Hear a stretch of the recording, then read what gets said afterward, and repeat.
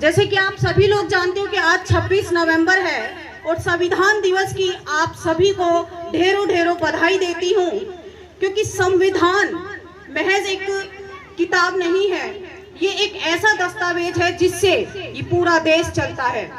ये नवंबर का महीना चल रहा है और नवंबर की कुछ मुख्य घटनाओं पर मैं आपका ध्यान आकर्षित करना चाहती हूँ, क्योंकि बाबा साहेब डॉक्टर अंबेडकर ने जितने भी तमाम अधिकार हम लोगों को दिलाए हैं वो ऐसे नहीं दिला दिए हैं। जैसे अभी हमारे भाई बता रहे थे, इसके लिए उन्होंने अपने 4 बच्चे कुर्बान किए, इसके लिए उन्होंने अपनी पूरी जिंदगी दफन कर दी, अपनी पत्नी की कुर्बानी दी, अपनी पूरी जवानी की कुर्बानी बाबा साहेब डॉक्टर अंबेडकर ने दी, तब कहीं जाकर हमको ये तमाम अधिकार मिले हैं।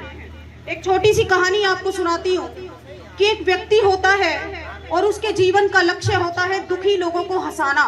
वो जहां जहां जाता वहां जाकर जोर जोर से हंसने लगता, जहां जहां जाता वहां जाकर जोर जोर से हंसने लगता। अब नेचुरल सी बात है, अगर मैं हंस रही हूँ और कोई मुझे देखेगा तो वो भी हंसने लग जाएगा।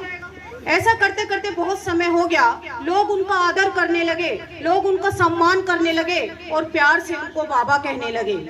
धीरे धीरे समय बीतता है, उन्हें लगता है कि मैं कभी भी इस दुनिया से जा सकता हूँ, तो वो अपने कुछ शिष्यों को बुलाते हैं और कहते हैं कि जब मैं इस दुनिया से जाऊं तो कोई भी रोएगा नहीं, और दूसरा वादा मुझसे ये करो कि जिस स्थिति में मैं तुम्हें मरा हुआ मिलूं, मुझे ऐसी का ऐसी उठाकर चिता पर लिटा देना। कुछ समय बाद वो मर जाते हैं, लाखों लोग इकट्ठे होते हैं, लाखों लोगों की आंखों में आंसू होते हैं, लेकिन जैसे ही चिता जलने लगती है लोग खिलखिलाकर हंसने लगते हैं। जानते हो क्यों? क्योंकि उन्होंने अपने कपड़ों में बम, पटाखे, अनार छुपा रखे थे और जैसे ही चिता जलने लगी, आकाश में आतिशबाजी होने लगी और लोगों के चेहरे पर मुस्कुराहट आने लगी। तो आज अगर हमारे चेहरे पर मुस्कुराहट आई है तो वो केवल और केवल बाबा साहेब डॉक्टर भीमराव अंबेडकर जी की बदौलत, बाकी किसी ने हमारे लिए कुछ नहीं किया। ये नवंबर का महीना है और 12 नवंबर 1930 को बाबा साहेब इंग्लैंड की पार्लियामेंट में जाते हैं हमारे हक अधिकारों के लिए। भाई शशि भूषण ने भी अभी बताया आपको, और वहां पर जाकर दहाड़ते हैं, क्योंकि बाबा साहेब ने कहा था कि शिक्षा वो शेरनी का दूध है जो पिएगा वो दहाड़ेगा। और उन्होंने एक नहीं, दो नहीं, तीन नहीं, 4 शेरनियों का दूध पिया। 4 देशों से वो पढ़कर आए, भारत, इंग्लैंड, अमेरिका और जर्मन, 4 देशों से उन्होंने पढ़ाई की और इंग्लैंड के प्रधानमंत्री रैमजे मैकडॉनल्ड के सामने अपनी बातों को रखते हैं और कहते हैं कि हमें गोरी सरकार और ब्रिटानिया हुकूमत का हमें कोई फायदा नहीं हुआ। आपके शासन से पहले हम सड़कों को, तालाबों पर नहीं जा सकते, अच्छे कपड़े पहन नहीं सकते, बहन बेटियों की कोई इज्जत नहीं, कोई भी आता है उन्हें उठा कर ले जाता है, और आपके शासन में भी यही हाल है। आपको देश तो आजाद करना ही होगा, उसके साथ साथ आपको हमारे साथ भी न्याय करना होगा। जब ये बातें बाबा साहेब इंग्लैंड के प्रधानमंत्री को बता रहे थे तो इंग्लैंड का जो राजा था जॉर्ज पंचम, वो थर थर कांप रहा था। उन्होंने कहा कि डॉक्टर अंबेडकर, आप जो बातें बोल रहे हो क्या वो सही है? तब बाबा साहेब कहते हैं, आप तो सुनकर थर थर कांप रहे हो, मेरा समाज तो इसे सदियों से भोग रहा है। पहले राउंड टेबल कॉन्फ्रेंस में बाबा साहेब पहुंचते हैं, लेकिन पहले राउंड टेबल कॉन्फ्रेंस में मिस्टर गांधी नहीं जाता। टाइम्स ऑफ इंडिया के माध्यम से मिस्टर गांधी को पता चलता है कि डॉक्टर अंबेडकर भारत के दबे कुचले, शोषित, पीड़ित लोगों की आवाज उठा रहे हैं। तो वो दूसरे राउंड टेबल कॉन्फ्रेंस में जाता है और वहां पर जाकर कहता है कि डॉक्टर अंबेडकर से ज्यादा दबे कुचले समाज का जो सच्चा रहनुमा है वो मैं हूँ। उधर बाबा साहेब कहते हैं, मैं बहुत शॉर्ट में बता रही हूँ, तो भारत से कुछ तार जाते हैं जिसमें बाबा साहेब के तारों की संख्या होती है वो बहुत ज्यादा होती है, और उन्हीं में से एक लेटर पढ़कर सुनाया जाता है जिसमें लिखा होता है कि भारत में दबे कुचले, शोषित, पीड़ित लोगों का अगर कोई सच्चा रहनुमा है तो वो केवल डॉक्टर भीमराव अंबेडकर है। मिस्टर गांधी की रातों की नींद उड़ जाती है, उसको नींद नहीं आती। वो सोचता है कि मुझे कोई ऐसा मूर्ख व्यक्ति चाहिए जो डॉक्टर अंबेडकर की सही बातों को झूठा साबित कर दे, और उनके जहन में एक नाम आता है और वो नाम होता है पंडित मदन मोहन मालवीय का।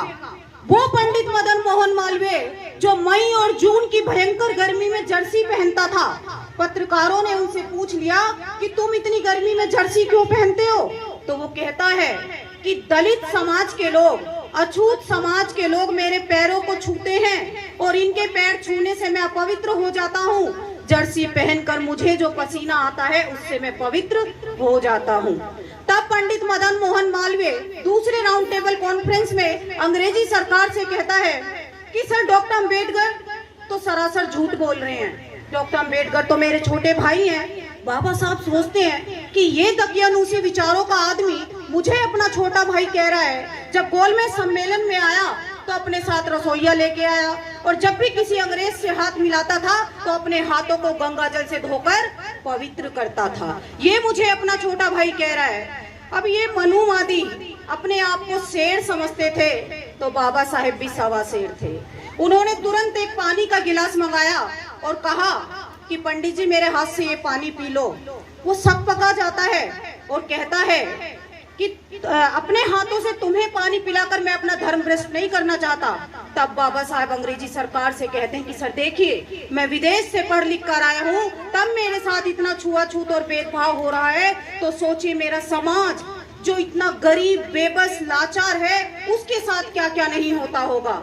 तब वहां पर जाकर बाबा साहेब अपनी बातों को प्रूव करते हैं और 29 अगस्त 1932 को इंग्लैंड की पार्लियामेंट से लिखित रूप में संपूर्ण अधिकार हमारे लिए लेकर आते हैं।